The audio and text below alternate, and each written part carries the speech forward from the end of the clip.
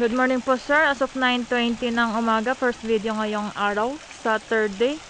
Yan, January 9. Dito sa grotto, dito po naglilinis ngayon si Kuya Edgar. Nakapagdilig na rin siya ng halaman dito. Gamit yung tubig dito sa may fish pond. Kulay verde na naman yung kulay ng tubig.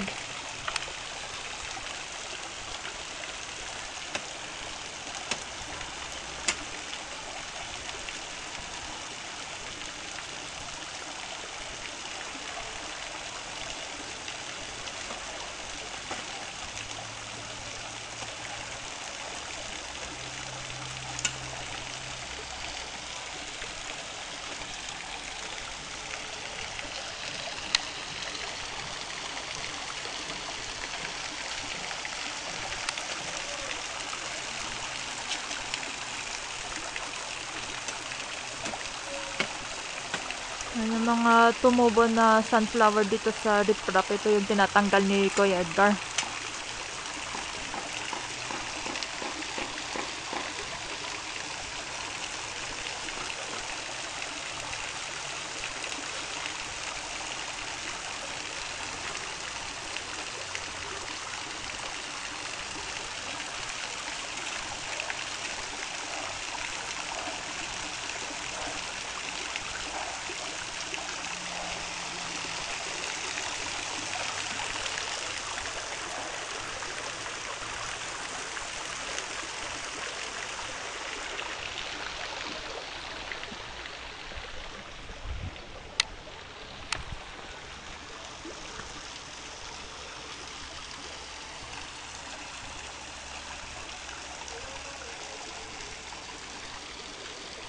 Bukas maglilinis sila Kuya Al tsaka si Ka Joseph. And kung may time din silang mag-mower, mahahaba na naman yung mga damo.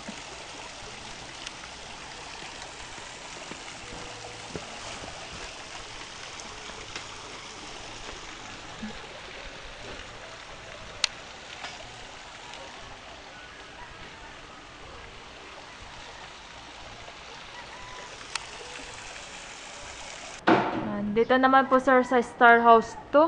Dito naglilinis si Ka Joseph. Si Kuya Al, kinolekta niya yung mga pinagwalisan kanina. Yun yung tinatapon niya sa may sunugan or sa may running canal.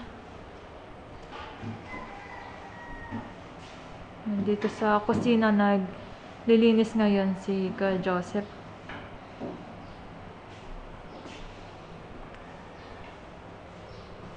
Dito sa room 1, paglinis naman na dito si Ka Joseph. Pati yung mga bintana, punasan na rin po niya. Ganon din dito sa room 2. Nakapagpunas na dito sir si Kuya Joseph. Yung mga CR, nalinisan naman na po ni Kuya Al. Dito sa room 3, ito pa po yung hindi pa nalilinisan. Dahil may aayusin pa po si Kuya Edgar dito sir sa may sahig. Napalitan na po niya yung bulok sa dito. Hindi naman na siya lumulubog. Lalagyan na lang po ni Kuya Edgar ng vinyl. Naka-ready naman ng vinyl dito. Dito sa room 4 or Eva's quarter, linisan na yung CR tsaka yung shower dito.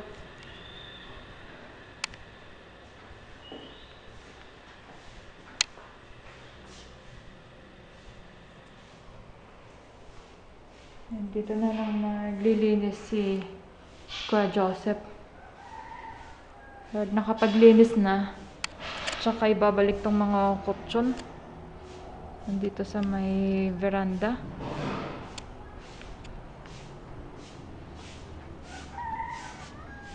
Tsaka yung sahig pala dito sir sa veranda, Yan yung sinabi ni Kuya Edgar na pipinturahan. Yung natirang pintura na nasa office, yung ginamit sa Mountain View, yun yung gagamitin dito. Yan, nasa Pine House Sir si Kuya Al. Siya yung nakapula. Dito po siya ngayon nagwawalis. Harap ng Pine House 1. Dito may parking, playground 1, tsaka 2. Tsaka dito sa Alba House.